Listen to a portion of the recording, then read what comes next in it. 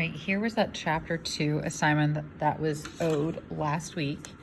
I'm just gonna go through it. Some of you need to complete test corrections for partial credit. What I ask is that on a separate sheet of paper, you rewrite the original problem, complete it, circle your answer. I really need good pictures. I would rather receive 8 documents because you're taking pictures so close than far away. And please make sure it's bold.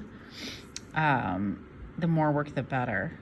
So number 1, the sum of twice a number x and 13, they're all the same, is would be equals. So we know we can cross that out. We know there's no distributed property, but it's 2 less than.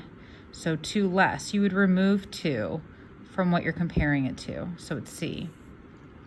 Number 2, you have to combine like terms. A 7x and a 3x is a 10x.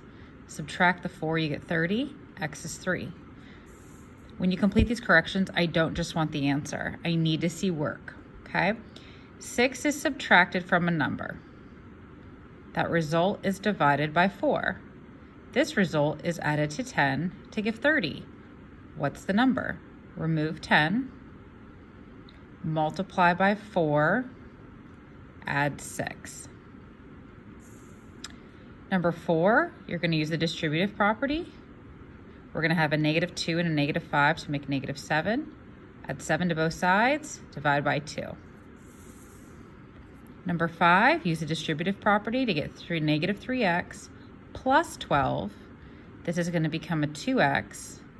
Subtract 2x from both sides and you get 12 equals 13. That is not true, therefore there is no solution.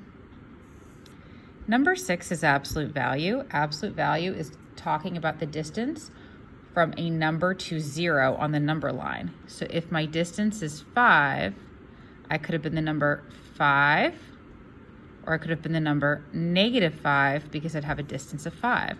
So the stuff inside could have been 5, or the stuff inside could have been -5. When you solve for both, you'll get 2 and -18. You must show the work though. I just don't want to see this and this. I need you to show subtracting 4 and multiplying by 2. Here it looks like my distance is 9. Well, it's not. It's actually 13.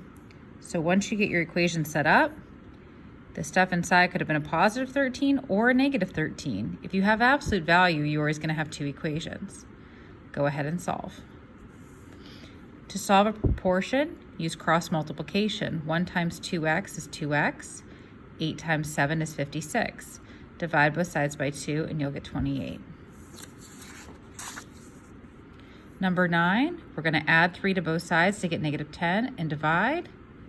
Number 10, you have to subtract 4 first. It's the furthest away. And then multiply both sides by 2. Number 11, distribute to both terms. Subtract 8, divide by -10. Number 12, subtract 4x to get 2x. Subtract 8 to get -18 and divide by 2. Number 13, if your distance is 24, you could have been 24 or -24. You'll get 11 and -5. Here, my distance is 3, but it's really not. We have to subtract 7 and divide by 2. An absolute value can equal a negative because we're talking about a positive distance, so there's no solution. Number 16, 12x plus 12 equals 20. Subtract 12 and divide. You can leave it like this or reduce it, cut in half, okay? 4/6, oops. Cut in half. All right, the sum of 3 consecutive integers is 99. I don't know the first, the next is 1 bigger than that one, and the next is 1 bigger than that one. You get 3x plus 3, your first term is 32. Here we want y by itself, so we have to get rid of this 2x, make it negative on the other side, and divide by 3 to the whole thing, you're done. If you have a 25% discount, then you have to pay 75% of it. So this is the discounted price. Number 21, how'd you get from 60 to the new price of 75? That's an increase of 15 over the original 60, which is 25%. Jack's boat uses